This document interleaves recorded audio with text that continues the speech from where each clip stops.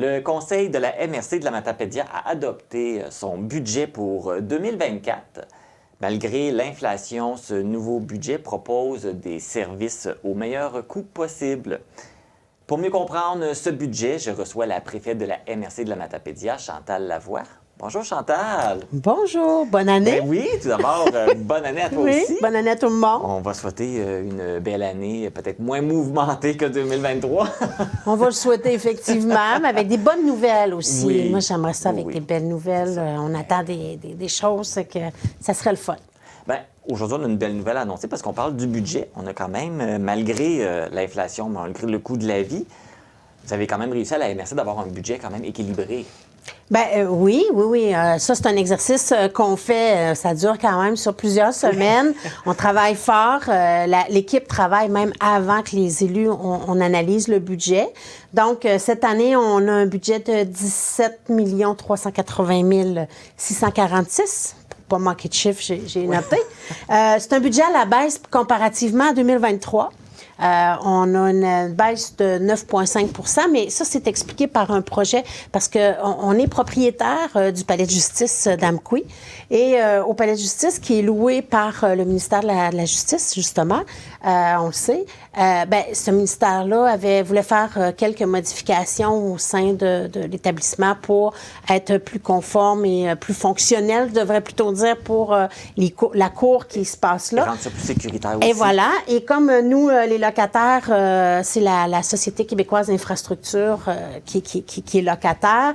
Donc, c'est un budget qu'on a mis à la MRC pour les travaux qui étaient à faire, sauf que sont payables par la SQI. Là, c'est pas la MRC qui les assume.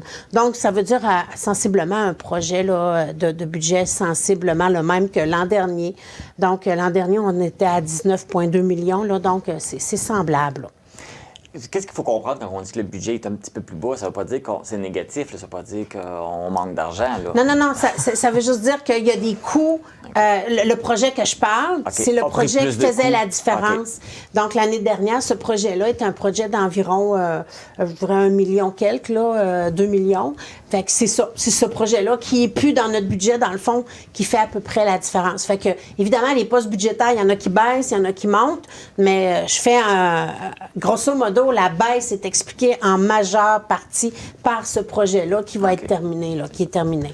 Fait que c'est un peu, pour ça je vous l'explique rapidement, oui, mais c'est sûr que quand on analyse tout le budget, là, on le sait, c'est un cahier quand même assez volumineux. Donc, c'est sûr qu'il y a des postes budgétaires qui augmentent, d'autres qui diminuent, et c'est pour ça qu'on reste à peu près dans la même nature de budget. Puis, évidemment, les revenus aussi, les sources de revenus sont différentes un peu. Entre autres, on pourrait parler des cotes-parts. Oui. Donc, les cotes-parts, malgré ce baisse de budget-là, il y a quand même une légère augmentation. 0,5 % du budget, là, les cotes-parts ont eu une augmentation de 3,05 %. Ça, il faut spécifier les cotes-parts. Ça, c'est les municipalités qui donnent un montant à la MRC. Exactement. C'est la participation des municipalités au budget de la MRC. Et ce budget-là, cette source de revenus-là pour la MRC, les cotes-parts, ça représente 32 % du budget. Donc, on a d'autres sources de revenus, entre autres, tous les transferts gouvernementaux pour des programmes d'aide aux entreprises, par exemple, ou des projets structurants, des projets à nos organismes. Il y a des enveloppes qui viennent avec ça. Il y a des programmes aussi pour accompagner certaines, des obligations de la MRC, là, en aménagement, des choses comme ça. Donc, c'est des transferts gouvernementaux comme ça qui autour de 35 % du budget, donc qui couvre 35 % d'une source de budget, de revenus pour le budget. Et on a des services rendus parce qu'on offre des services aussi aux municipalités principalement, dont entre autres le service de génie municipal. Okay. Donc, il y a aussi l'inspection municipale et tout ça. Donc, les divers revenus, tous les services qui sont rendus, c'est 12 % du budget. Puis, il y a d'autres revenus, par exemple, des revenus d'intérêt pour les placements bancaires, toutes les redevances éoliennes sur les terres publiques, des choses comme ça. Donc, ça représente environ 17 % Ça fait donc, on voit que les cotes-parts, c'est quand même une participation de 32 % du budget. Donc, il n'y a pas que des cotes-parts qui s'assurent du budget de la MRC. Mais c'est quand même une partie importante. Là. Oui. Fait que les municipalités ont une part importante. 32 % Ils jouent quand même un bon rôle dans la MRC. C'est 32 % Mais c'est sûr qu'une municipalité qui va prendre des services à côté, Donc, quand on parle de quote-part, c'est pour les services de base. OK. Mais si, par exemple, la municipalité décide d'engager le service de génie municipal pour faire un contrat durant l'année, c'est des frais supplémentaires OK. qui s'ajoutent. Mais si elle prenait une firme, évidemment, elle aurait aussi à le payer. OK. Donc, OK. c'est pour les services de base. Donc, les quote-part répondent à ça. Là, je voudrais qu'on parle aussi du coût des gestions des matières résiduelles, parce que ça, c'est souvent un élément qui a un impact souvent fort dans les budgets. Ça fait souvent monter, les coûts montent. On va le voir avec Amkoui, là, que ça a causé beaucoup de frais supplémentaires. Au niveau de la MRC, vous avez été, ça a quand même bien été, là. Ça n'a pas eu un impact trop violent, là. Bien, il faut dire qu'il y a 2 éléments à prendre en considération. On parle d'Amkoui, mais il y a d'autres municipalités aussi sur le territoire qui ont eu des hausses assez importantes là, au niveau des matières résiduelles. Ce qu'il faut dire, c'est que les municipalités s'assurent de la collecte. Donc, le porte-à-porte. Fait que quand les municipalités donnent un contrat, c'est pour qu'il y ait un camion qui passe en avant des maisons puis qui ramasse les matières résiduelles. Différents, les 3 bacs, là, mais c'est les municipalités qui assument ça financièrement. Et on le sait, au cours des dernières années, hein, l'essence a augmenté. Il y a beaucoup de choses qui ont tout augmenté. Fait que c'est sûr que les contrats ont été renouvelés aussi. Puis, dans ce renouvellement-là, bien, il y a eu une hausse importante pour certaines municipalités. C'est pas le cas pour tout le monde, mais en majorité, c'est pour pas mal l'ensemble des municipalités. La MRC, elle, ne s'occupe pas des collectes. Okay. Quand les matières résiduelles sont dans le camion, là, il faut faire le traitement. Okay. Et c'est là qu'est la responsabilité de la MRC. Donc, c'est pour ça que les budgets ne sont pas affectés de la même façon. Okay. Donc, la MRC, de par l'entremise de la Régie intermunicipale des matières résiduelles avec la Matapédia et la Métis, on est regroupés.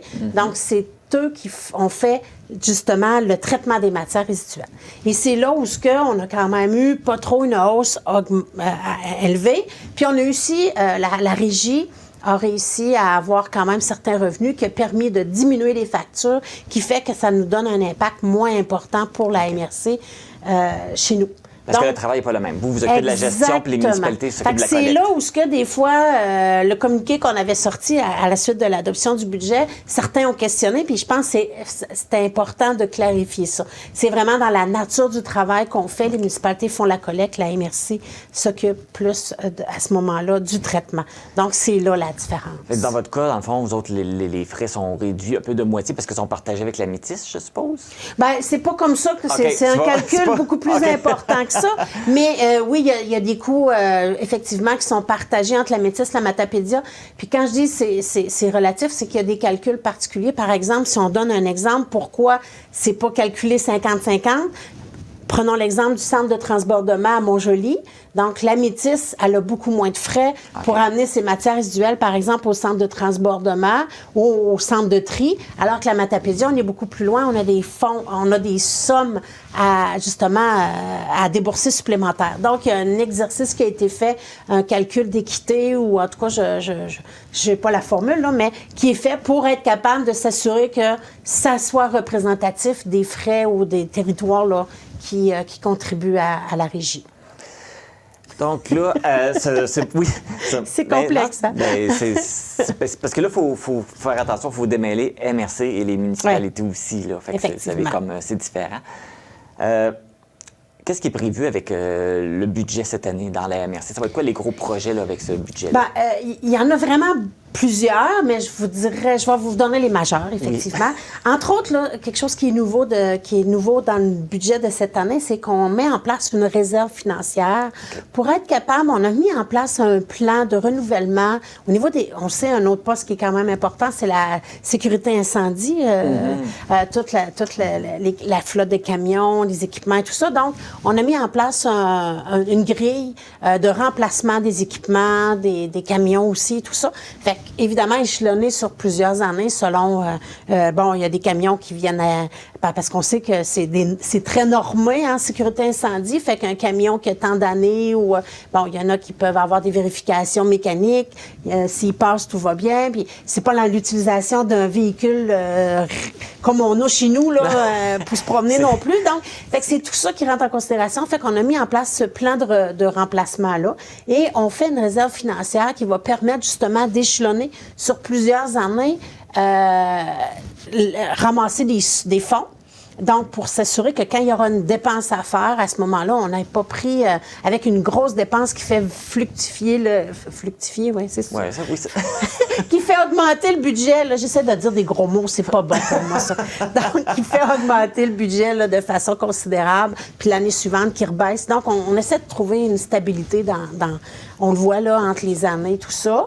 On a aussi, bien évidemment, on veut poursuivre toute l'intervention ou l'implication de la MRC dans les projets de nos territoires, de nos municipalités, de nos entreprises, de nos organisations. Je pense que ça fait une belle différence dans le milieu, puis c'est important de le faire. D'ailleurs, en 2023, on a engagé aussi une conseillère en développement social, social municipal. Donc, elle va travailler beaucoup avec les municipalités pour faire ça. Parce que fait que ça, c'est des nouveautés qu'on fait. On a entrepris parce qu'on sait aussi que la MRC est propriétaire de Val-d'Irène. On est en train de faire un bel exercice de réflexion sur l'avenir pour ceux qui connaissent un peu Val-d'Irène, il y a l'hébergement comme tel. Hein, on a un beau chalet qui a été rénové, pas rénové, il a été même construit et tout ça. Fait que là, à côté, on essaie de maintenir l'hébergement qui est là. Puis, je parle pas des petits chalets, je parle vraiment du gros site. Alors, c'est ça, on est en train de travailler là-dessus. On a la révision de notre schéma d'aménagement qui est aussi sur les cartons. Toute la question de la gestion des écocentres, ça fait partie du dossier des matières résiduelles, mais c'est quand même un dossier important.